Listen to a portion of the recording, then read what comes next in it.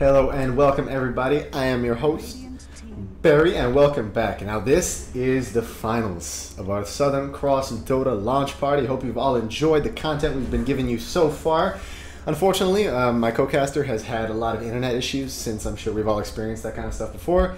It's a pain, and it's trying to be fixed here. This is a best out of 3 for the grand prize of $125 for the winning team, $75 going to the second place team here.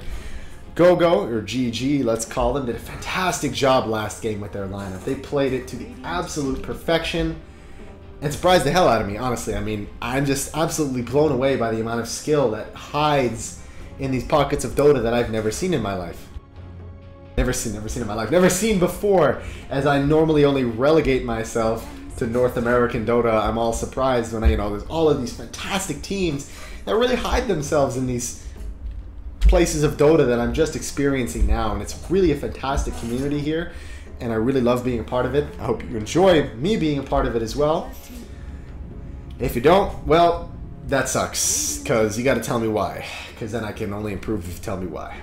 Either way, jumping into our bans and picks here, EZlife have gotten to our finals as well. They were our game 1 and prevailed over, I forget who, but they prevailed.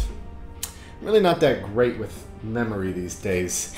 Either way, first 2 bans from EZlife are going to be the Wisp and the Batrider. Not all that surprising as what we saw the Wisp do last game in the hands of Firestarter. I really don't think they want that to happen again, because that was some Wisp. That was some Wisp if I ever seen it there. He was always doing what he was supposed to, farming up the jungle, finding the kills with Alchemist. It was just really, really impressive overall here. But Visage is going to be the first pickup here from GG.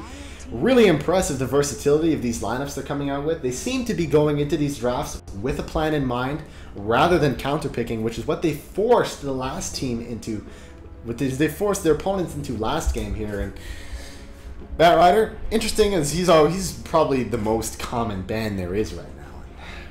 I think it's because of his versatility. He does everything. You name it, he does it. He's there in the alpha lane, he's there in the jungle, he's there in the mid, he's there being annoying, and you just don't want him there at all, frankly. 5 seconds remaining. Reserve time. Rubik and Nyx being the first 2 pickups here from EZlife. Not all that surprising. Nyx Assassin, quite a viable hero in almost all circumstances, especially against a squishy intelligence. Not squishy, but I mean, as a support, I kind of assume you're squishy. But Visage is definitely an exception to that rule, but still a support either way. Nyx Assassin, fantastic support hunter. Going to be interesting to see what EZlife are going to be looking to go with here as their second pick. I mean, Visage definitely going to be in whatever trial lane they decide to go with. 10 seconds remaining. 5 seconds remaining.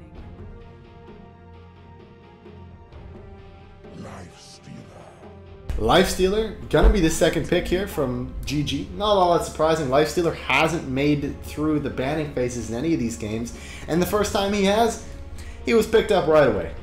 Not surprising. Lifestealer, definitely one of the strongest carries out there right now. Definitely one of the most reliable carries out there right now.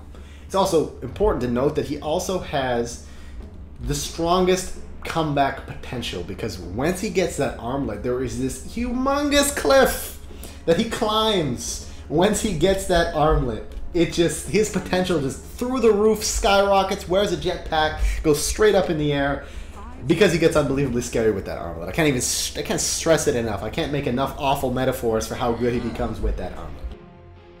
Dire team ban. Interesting that EZlife have opted to ban the Crystal Maiden. Maybe they've played against GG before and have some special insight into maybe there's a really good CM player on GoGo's lineup, or maybe they just don't want to have these really strong gap closer heroes. Like, I mean, with the nerf to Lifestealer's open wounds, you really need to pick a combination with Lifestealer that gets him close enough. In this case, it's definitely going to be the Visage. The Visage, they already have that covered with the Grave Chill, but the CM would definitely encourage something like that, as well as assisting in Lifestealer's relatively low mana pool. CM hasn't been picked up that often, but if played properly, she can be kind of devastating. The only downside is you kind of need a bit of farm on her as a support, and she's normally better run as an offensive hero to pick up the kills to get her farm. because she doesn't do all that great without it, and she goes down quite quickly here.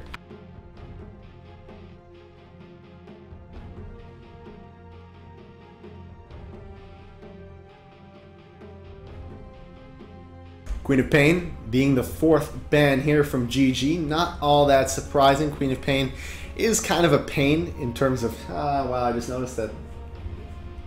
Reading myself. Either way, Queen of Pain is kind of annoying in the mid lane against most heroes here, and I mean, if GG has something in mind they don't want to be dealing with, definitely banning out the Queen of Pain. I mean, Magnus is still in the pool, although he's not that strong anymore without the Bottle Crow. He still can be viable. Teams can make it still happen. It still happens. Excuse me, in some of the North American and European Dota, he's still picked, and he still does a good job. You can't deny how powerful RP is. At any point in the game, it's always going to be one of your strongest teamfight abilities. But EZlife, sorry, got a little bit of the hiccups here, already have 3 really strong disables here. Unfortunately, it's a lot of single target crowd control here, which is definitely going to be aiming towards more of ganking style of Dota, which is what they're going to be, you know, as I mentioned about 30 seconds ago, is that they're going to be looking with these single target stuns to be roaming a lot and picking up a lot of kills and just making it really difficult for Lifestealer to farm and Lifestealer to get that momentum there, or maybe, as most people call Lifesteal, you know, race car and pick up that acceleration there. It's going to be a little difficult with heroes like Clockwork as well. Clockwork is a fantastic counter to Lifestealer, being able to hold him inside. Unfortunately, if you're not able to find farm on your Clockwork, it's kind of a suicide task holding in the Lifestealer with you, especially if the Lifestealer finds the farm. So I mean, it's kind of a 50-50 trade for the Clockwork. I don't disagree. I don't say that it's a bad choice. It can be a bad choice, but you have to make it a good choice. You have to put effort into it. It doesn't just happen like a counter like Weaver just happens to counter the Lifestealer because you're able to stay a good distance away from the Lifestealer, which is the complete opposite with Clockwork. You end up just right next to him. And either way, I'm kind of curious as to what EZlife is going to be picking up for their 4th and 5th here. What they need to be picking up is their mid and their carry right now. I mean, they could go with they could go with a semi-carry in the mid and run a 5 pushing strat and just go incredibly aggressive and try and just shut down GG and push in really early. That is a potential. That is a potential strategy they could be looking to use. We've seen it multiple times on multiple occasions, and it has worked. But the most prominent strategy seems to be the 4P one, which has definitely been brought back to the forefront by a lot of the American teams like Dignitas, Team Liquid, and EG, who seem to be quite big fans of this strategy.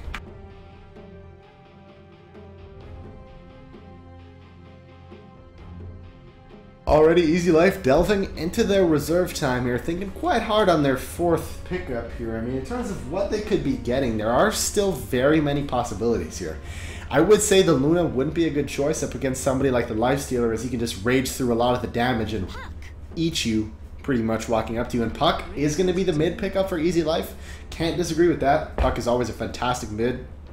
Does a good job. If played well, can do a bunch of other things as well. Can semi-carry if you're able to find, you know, enough farm for a quick sheep stick, among other things, maybe a quick Yules as well if your farm isn't as great.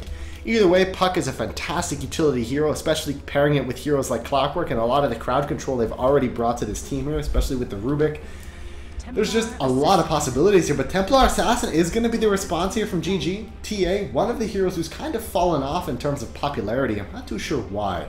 I know she gained a lot of traction around TI2. People picked her up quite often as just a universally strong mid, and I think it was because a lot of the people that were around TI2 had, you know, it's one of her signature heroes. Ferrari and Dendy, you know, being those two people that are very terrifying with a hero like Templar Assassin, who can snowball out of control quite quickly if you allow it to happen.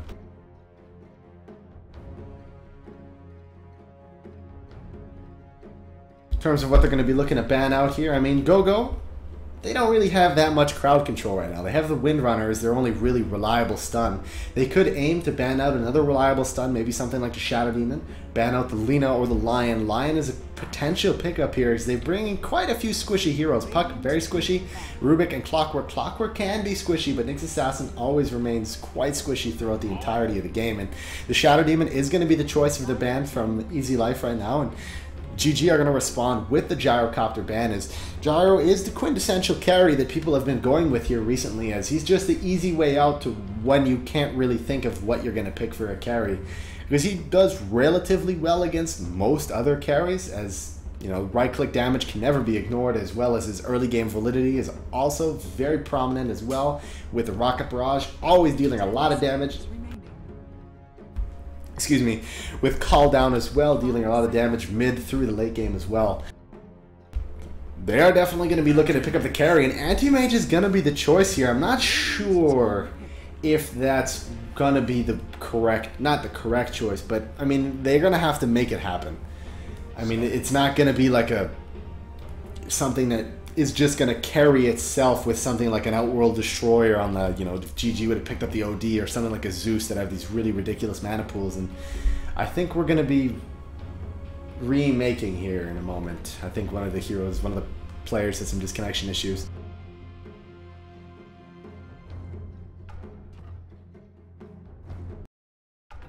I'm remaking here really quickly, so WSC.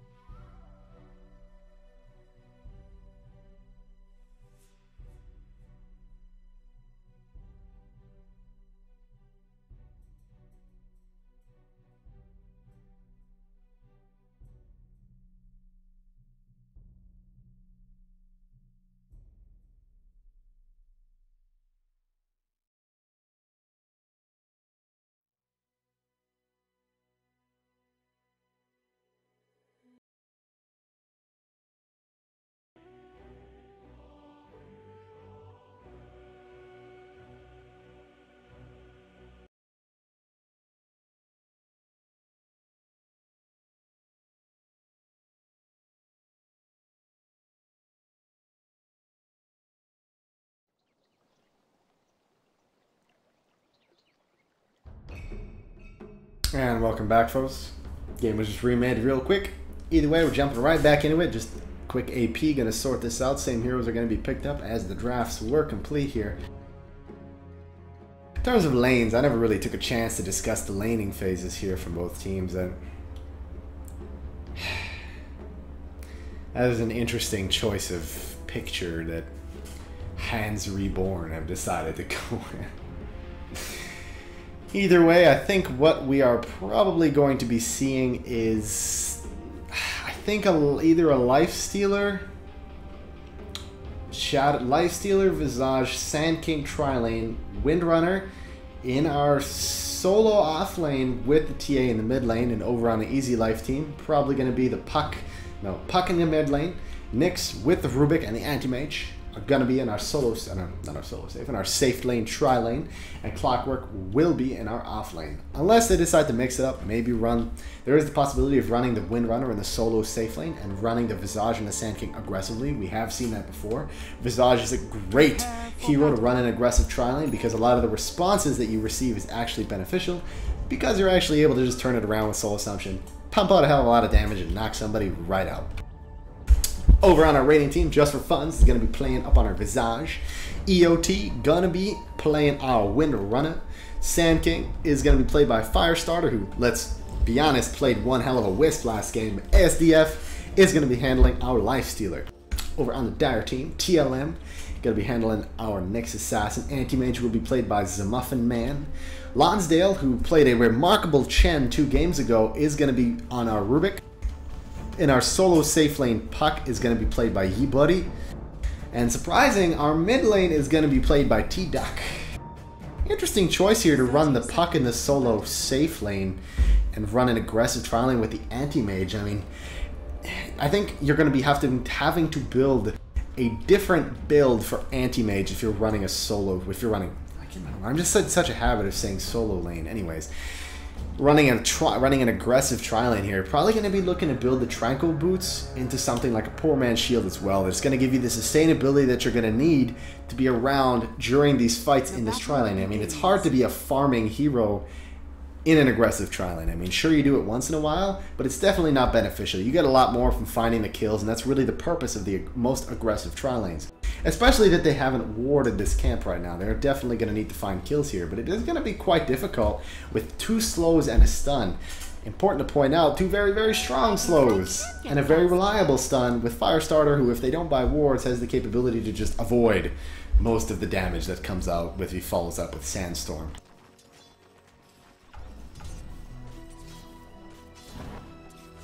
Over in the top lane, Ye-Buddy is going to do a reasonable job against Windrunner here. I think we're going to be seeing kind of an even Stevens lane here over here. I mean, it's going to be just both of them are going to end up with a half-decent amount of farm, and Puck might come out of this on top here if he's able to dodge a lot of the damage here. Anti-Mage seems to be rotating around right now. Z-Muffin Man, level 1, trying to maybe find a kill here on Vinicave.com. Or instead, seems to be rotating up towards the top lane. They could be switching out the Puck down to the bottom lane and putting the Anti-Mage in the solo safe lane to find some solo XP, which would further point out my point as making a battle Anti-Mage, which seems to be a very common theme recently. Building, the Tranquil Boots, as well as building the Poor Man's Shield, allows the AM to fight very early and be very effective in these early fights, but instead, they're actually rotating their entire Tri-Lane up here, which I can't disagree with. Finding the kill on Windrunner is going to be quite easy, and they're going to give Windrunner a very, very, very hard time in this lane here. I really doubt she'll be able to stick around against what is arguably 2 stuns, and an Anti-Mage is going to burn your mana, which is going to be your only escape mechanism.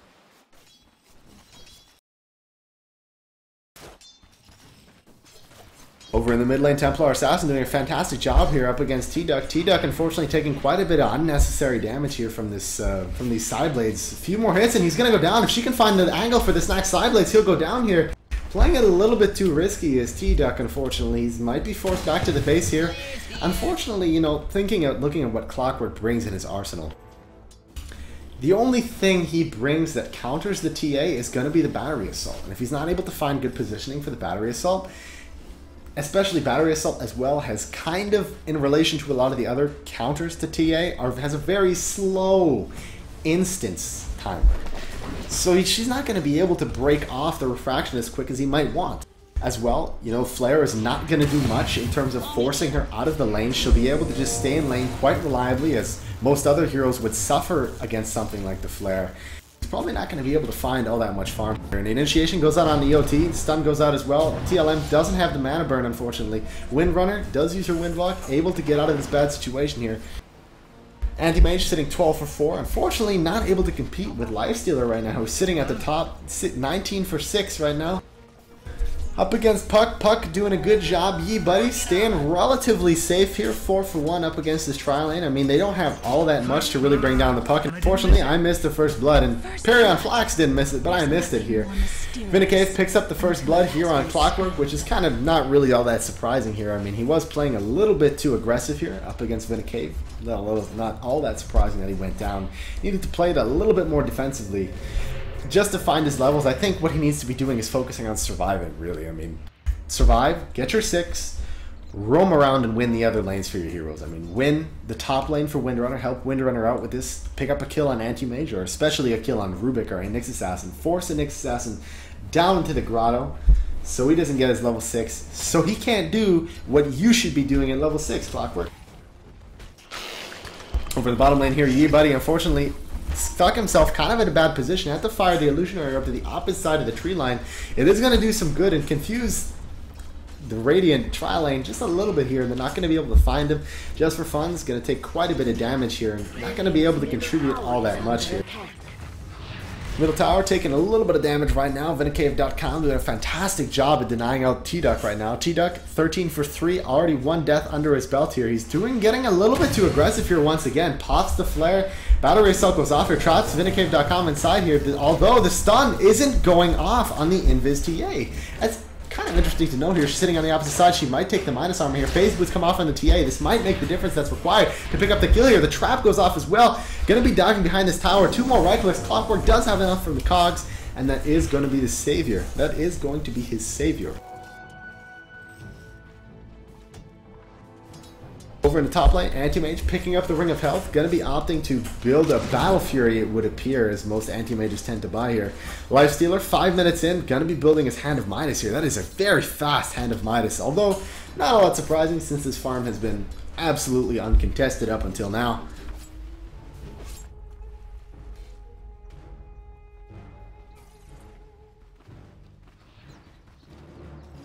Just for funds, down in this bottom lane. Unfortunately, only level 3. Not any farm of his own here. It's quite a chore to actually pick up a kill on Puck right now.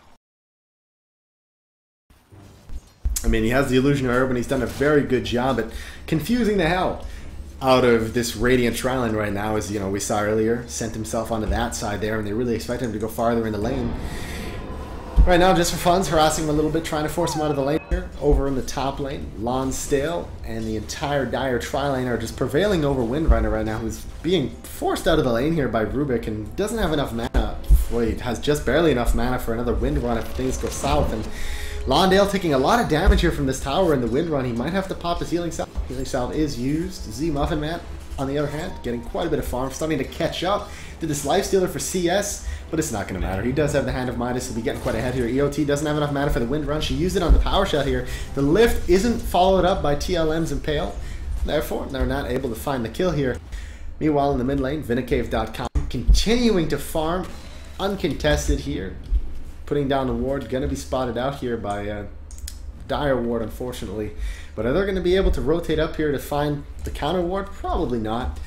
Vindicave does have an invis in his bottle. Could be rotating down towards the bottom lane to pick up a kill on this Puck here. Put out the initial burst damage that's going to be required to make her react with her phase shift to force, pretty much just to force out the phase shift is what's going to happen. What's going to be, you know, the, oh my god, I just took a lot of damage. Better pop my phase shift right now and follow up with the Sand King stuff and guarantee yourself a kill right there. TLM and Lonsdale moving over to start farming these jungle creeps, doing a good job on this double pull here. They'll be able to find these levels here. EOT tries to come in and contest this double pull. Unfortunately, he's not going to be able to, as these supports are almost the same level as she is.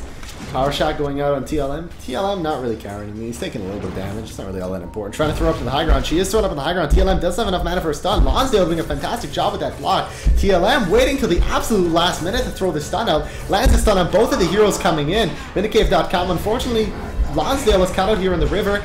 Visage rotates in as well, and unfortunately, Rubik is going to pay with his life on that kill for the Windrunner.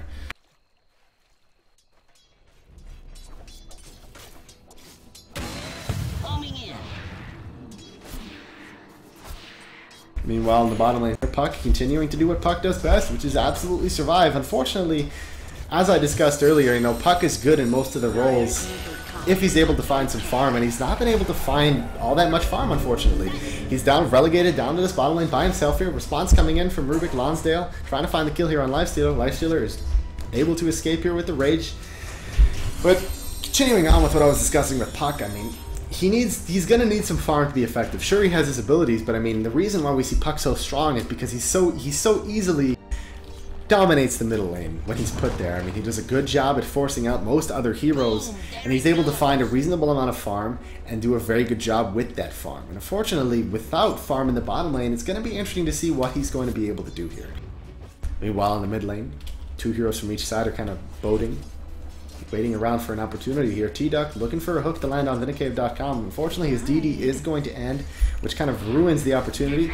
Rubik rotating back up towards the top lane here as the kill is kind of lost as the DD ends.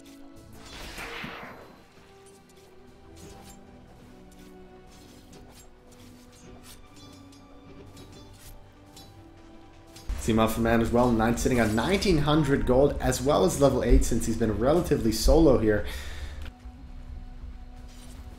Probably going to be able to pick up Perseverance very shortly.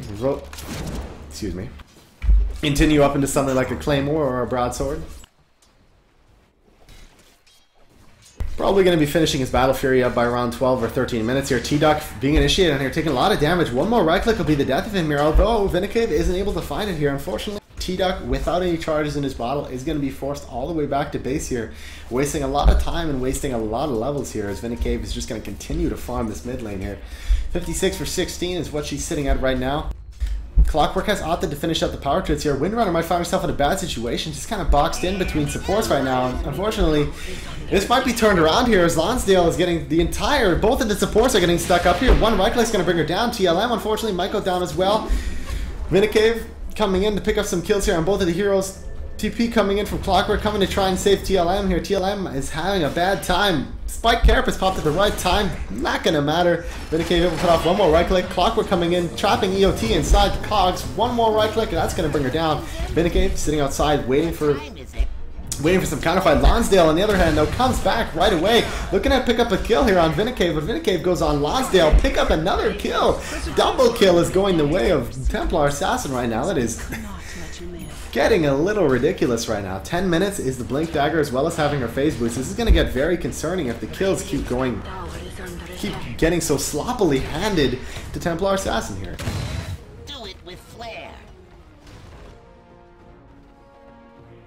TLM rotating back over towards the top lane here. They were able to find the kill on Windrunner, which, I mean, Anti-Mage has been farming absolutely uncontested here. It's kind of a peaceful lane for Anti-Mage right now. You know, he's been sitting around, just enjoying the view, farming some creeps, watching people die. It's a pretty nice life. AM's got it nice right now. I mean, it'd be nice to have the anti-mage life, you know, the anti-fun life right now. 2,500 gold, a little bit more, he'll have the amount of money he's going to need, but three heroes rotating in towards the mid lane here, is securing the kill on Clockwork here as Templar Assassin starts to snowball out of control here. It's going to be starting to get a little difficult here for EZlife to come back if Vinicave starts to get a lot of items here. I mean, she's going to be able to rotate around the map and just absolutely dominate every single lane she sets foot in. I mean, she rotates down, if she wants to rotate down to the bottom lane, Puck is already forced out as is.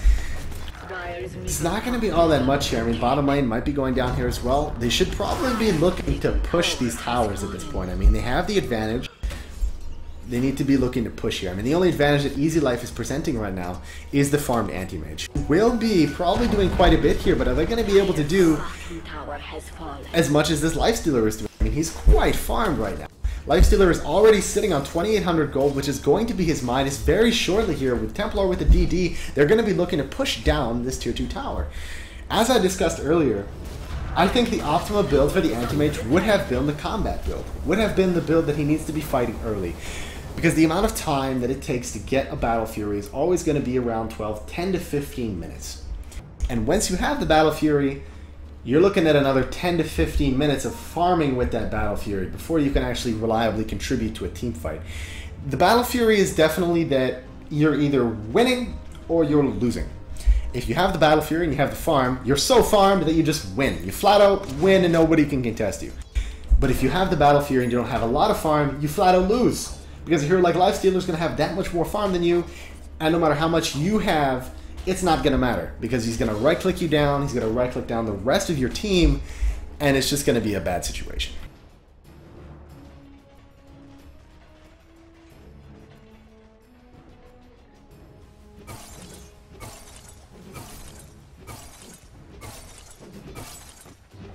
Taking a sip from my water there, giving me a moment to contemplate on looking at the EZlife lineup here, and honestly, looking at it, it is a little greedy. I mean, if they've been playing it exceptionally well for how greedy the lineup is, but I mean, if you're looking at the hero choices, Nyx Assassin reliably needs his 6 for being useful. Rubik can be argued, telekinesis can be good without, needing level 6, but he's going to need his level 6 as well for stealing most of the reliable abilities here, but Hans have done a good job at picking away from the Rubik, picking spells that are going to be hard for him to steal, as well as not all that useful to steal. I mean, sure, he can steal Vinnicave's abilities, but those are very selfish abilities and not going to do all that much, as well as abilities like Lifestealers too.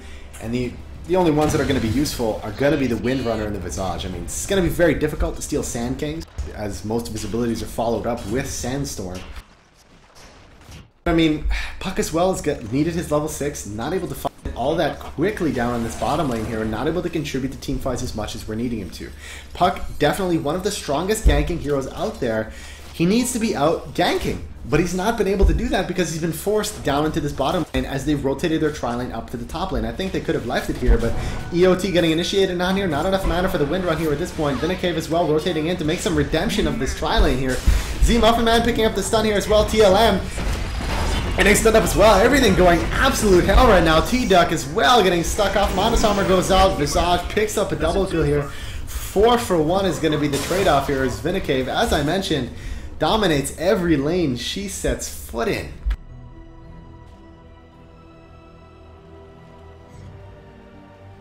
They need the puck. That's the thing. They need the puck. Puck plays such a big role in their team fights, and he's just not here. He's not here to be contributing, which is one of the biggest factors that why they're losing this game at this point.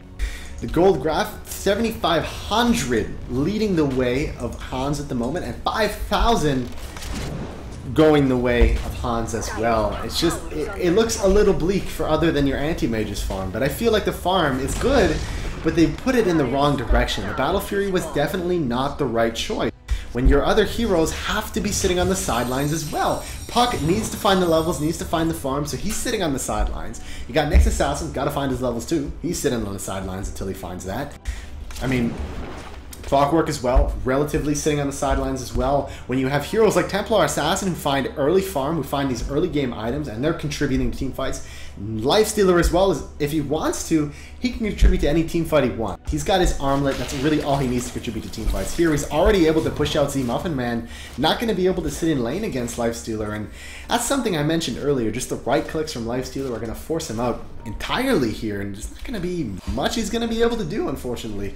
A little depressing here, the situation is for EZlife right now. I mean, it's possible to turn it around. They just need to group together and find some individual kills here on Hans's lineup here. Maybe on somebody like the Windrunner. I mean, they tried that. The response was overwhelming from Hans. They didn't want it to happen, and they pretty much wiped the EZlife lineup here. The lines have been drawn, though. They're going to be looking to rotate up into the jungle here. Maybe pick up a kill here on Firestarter. Unfortunately, TLM's Vendetta is going to wear off here. They're not going to be able to find the kill. However, Templar Assassin with another DD rune moving towards the mid lane to get a little bit of revenge on this mid tower here. Finishing her Black King bar quite early, 17 minutes into this game, has her Blink Dagger, her Phase Boots, and her BKB. She is unbelievably rich right now. Ping goes out on T-Duck and Lonsdale. Lonsdale finding himself stuck outside here. Fantastic telekinesis, but it's not going to matter. One more right click is going to bring him down, and that is the correct term you are using, Pyrion Flax. Oh, the humanity is the choice of words here as Rubik is brought down in what is to be seen as two auto attacks here from Templar Assassin.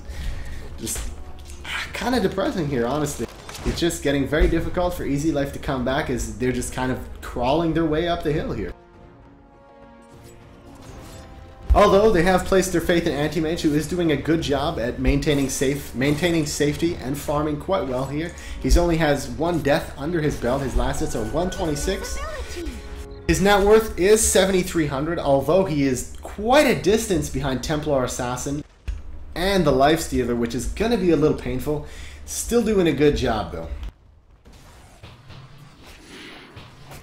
Basher is now finished on Lifestealer as well, which is going to give Anti-Mage a very, very hard time sitting around in these team fights. That's, I mean, one of the other huge factors of this Battle Fury build is you remain relatively squishy for most of the game until you pick up items like your Manta, like your Basher. And I mean, Onyx Assassin looking to pick up a kill here on this Courier. The Basher comes out. He's waiting for this Courier to come away, to turn around, but they're looking for a kill here on ASDF. He pops the Rage and seemingly a perfect opportunity. Finishes off Nyx Assassin. Muffin Man has to blink out as well here. Clockwork coming in. It seems to be a very awkward opportunity. Lifestealer does way too much damage. Grave Chill goes out. Might be able to bring him down here. Windrunner cuts down the trees, making a more accessible path here. And Windrunner finishes off EOT here, and what was going to be an EZlife catch-up goes absolutely south and turned around right away as they're absolutely blown away by the amount of damage ASDF is bringing.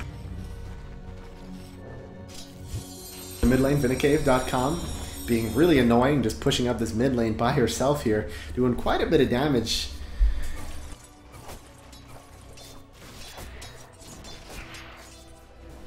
Well, Anti-Mage continuing to farm up this jungle of the zone jungle here, looking to find some kind of vindication here. It seems that he's taken a different path now. He has finished building up a Vlad to get some kind of tankiness here, because he realizes now he needs to be a participant in these team fights, and he notices that the first team fight he got into, he wasn't a participant at all. It's as soon as you get in, you have to get out. And I mean, if you look at the options for his ult, they're very few and far between. I mean, you can look at ulting Windrunner. Windrunner is probably your most viable source for high mana pool here, but Sand King, if they don't build the detection, Sand King can just Sandstorm out of most bad situations, wait for his Burrow Strike cooldown to wear off, and he can just follow up with another Burrow Strike, or if he's able to finish a Blink Dagger.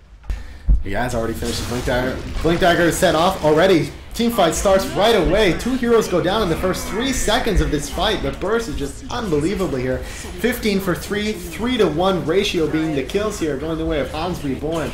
Second tier 2 tower is going to be going down here, and just everybody is farmed on Hans right now. Everybody's got money. Everybody's happy, and it's just not looking good for EZlife right now.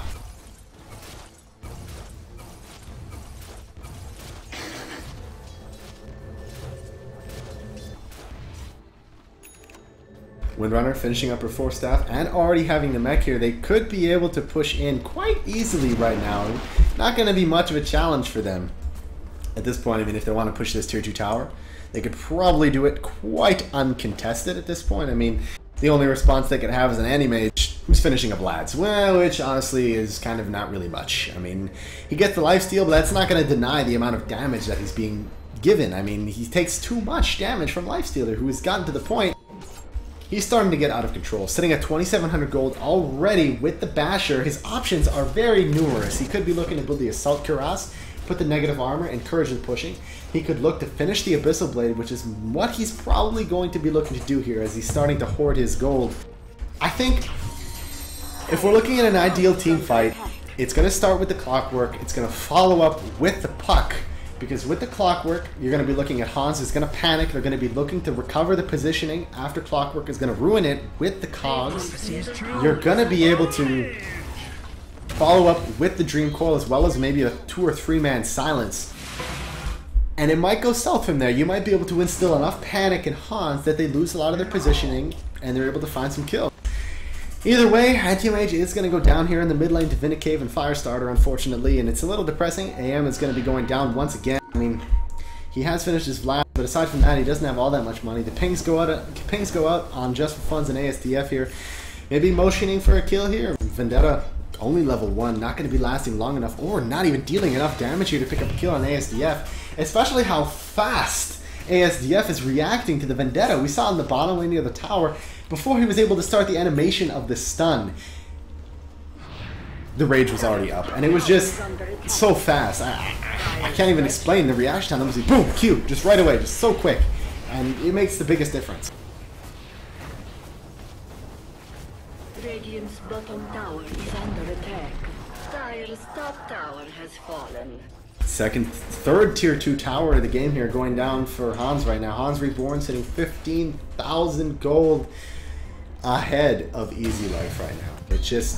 It's starting to hurt. I mean, what I think could happen, EZlife, I mean, they need to be looking to take the Roshan. They need to look to move into the Roshan pit and take the Roshan. They need to be getting the gold wherever they can on whomever they can. You know, get some recovery on Puck, who unfortunately just found her Blink Dagger right now, and Blink Dagger is quite a big ability here, but T-Tuck is going to be brought down by the Vitage right here, but... or Vinnick.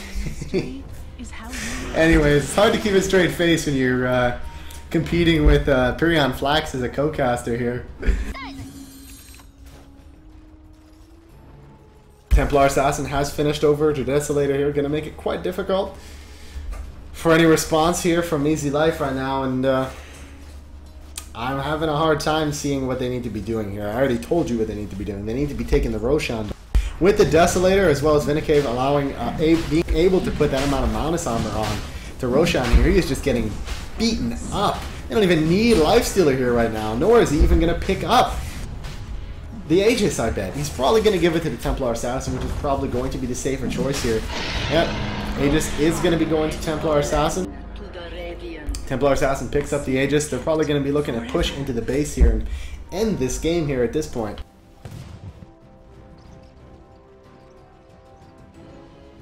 Anti-Mage in the top lane, just looking for some semblance of farm here, honestly. He's looking for some redeeming factor, because he needs it. He needs anything right now, just something. Just farm anywhere, honestly. I mean, he can find it in this top lane quite reliably here.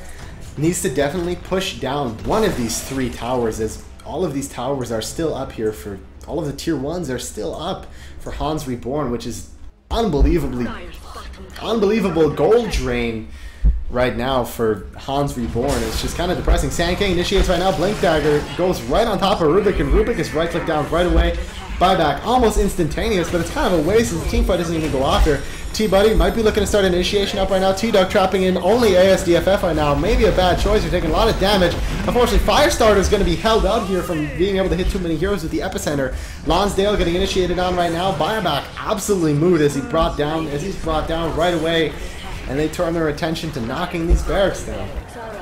And the GG well played comes out from EZlife. Game 1 of our best of 3 finals right now, going the way of Hans Reborn.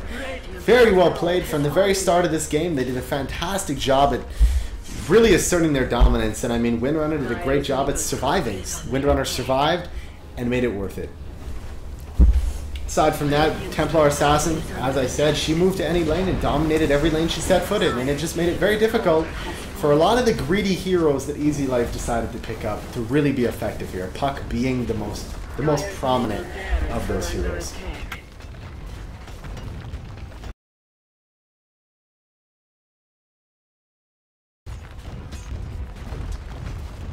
Dire's middle barracks have fallen.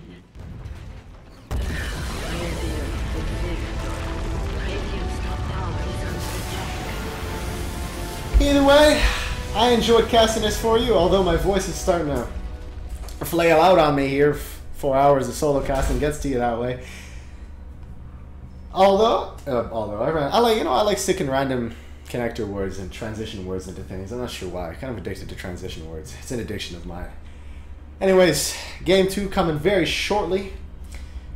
EZlife losing this first game, unfortunately. Hans Reborn picking up the first game. I hope you enjoyed this content that I'm bringing you so far. Game 2 will have a co-caster, so I will be taking a small break with my voice. I'm not going to be taking a break from casting, but my voice will be taking a break because I won't have to be covering absolutely everything. There's going to be a bit more insight as well. Hope you're going to enjoy it. Lily, fantastic caster. Going to be hearing from her for our second game. As usual, if you enjoyed the content, throw Southern Cross Dota a follow. Visit the website, southerncrossdota.com. Register on the forums. Show your support for Australian Dota and Canadian Dota at the same time, just because of me. Also, if you enjoyed my casting, head over to twitch.tv/bubblingberry, spelled how it sounds. Drop me a follow. Follow me on Twitter @TheBerryNation. Hope you all enjoyed it. If you